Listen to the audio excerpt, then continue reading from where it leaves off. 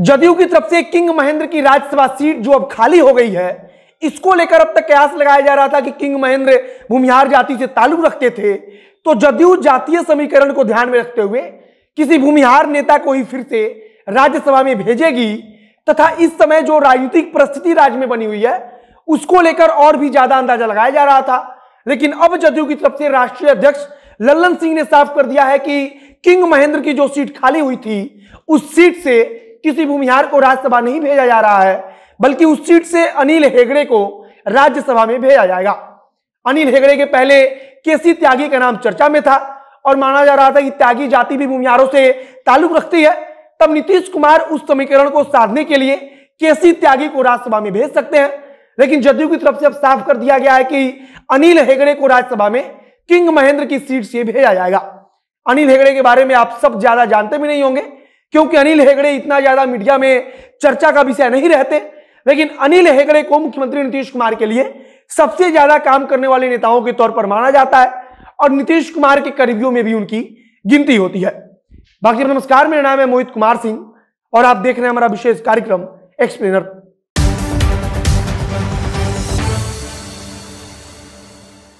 सबसे पहले तो आपको यह जानना भी जरूरी है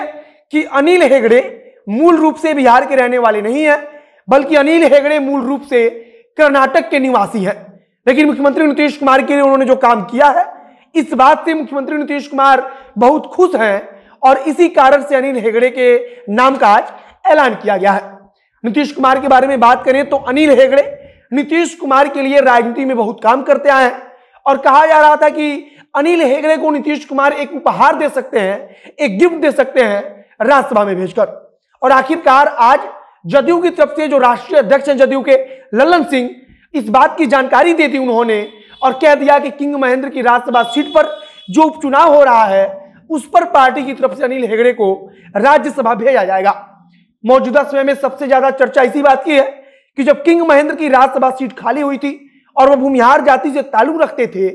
तब फिर जदयू इस सामाजिक समीकरण से अलग हटकर राजनीति क्यों कर रही है।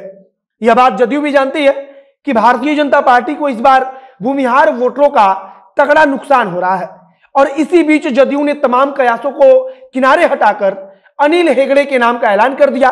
जो अपने आप में चौंकाने वाला है। इसके पहले केसी त्यागी का नाम भी चल रहा था, लेकिन अब केसी त्यागी को आप कह सकते हैं कि इस लड़ाई से वो आउट हो चुके हैं।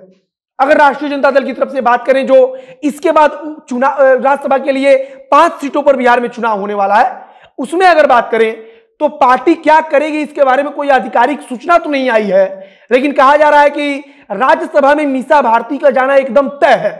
इसलिए भी तय माना जा रहा है क्योंकि लालू प्रसाद यादव और तेजस्वी यादव कोई भी यह चाहता नहीं कि मीसा भारती राज्य की राजनीति में कुछ काम करे या राज्य की राजनीति में सक्रिय हो, और इसीलिए राष्ट्रीय जनता दल हर कीमत पर मीसा भारती को राज्यसभा में फिर से भेजना चाहती है। इसका कारण भी है कि अगर मीसा भारती राज्य की राजनीति में सक्रिय होंगी तो फिर तेजस्वी यादव के व्यक्तिगत चेहरे पर इसका प्रभाव पड़ेगा। और यह खबर पहले से है कि केवल तेजस्वी यादव के चेहरे को ज्यादा चमकाने के लिए, तेजस्वी यादव के चेहरे को ज्यादा आगे रखने के लिए मीसा भारती को राज्य की राजनीति से धीरे धीरे करके बाहर किया गया और उनको राज्यसभा तक सीमित रखा गया। और अगर आप गौर करेंगे तो अब जो राज्य का जो भी चुनाव होता है, उपचुनाव होता है, उसमें मीसा भारती इतनी सक्रिय रूप से नजर भी नहीं आती है। अब जदयू की तरफ से जब अनिल हेगड़े का नाम का ऐलान किंग महेंद्र की सीट पर कर दिया गया है जो उपचुनाव होने वाला है, तब कहा जा रहा है कि राष्ट्रीय जनता दल इसके सहारे अब भारतीय जनता पार्टी और जदयू दोनों पर निशाना भी साध सकती है, उसके पास मौका भी है। और चूंकि तेजस्वी यादव इसमें भूमिहार केंद्रित राजनीति करने की ओर कदम बढ़ा रहे हैं, लगातार वो कोशिश में है कि किसी भी प्रकार से भूमिहारों को अपने पाले में खड़ा किया जाए। अब जब जदयू की तरफ से किंग महेंद्र वाली सीट पर अनिल हेगड़े को राज्यसभा भेजा जाएगा, तब भारतीय जनता पार्टी पर भी इसका दबाव बनेगा कि भारतीय जनता पार्टी के कोटे में जो राज्यसभा के चुनाव के दौरान जो 2 सीट आएगी, उसमें से कम 1 सीट पर भूमिहार को राज्यसभा भेजा जाए। इसको लेकर भारतीय जनता पार्टी की तरफ से अब तक कुछ कहा नहीं गया, लेकिन कहा जा रहा है कि मौजूदा जो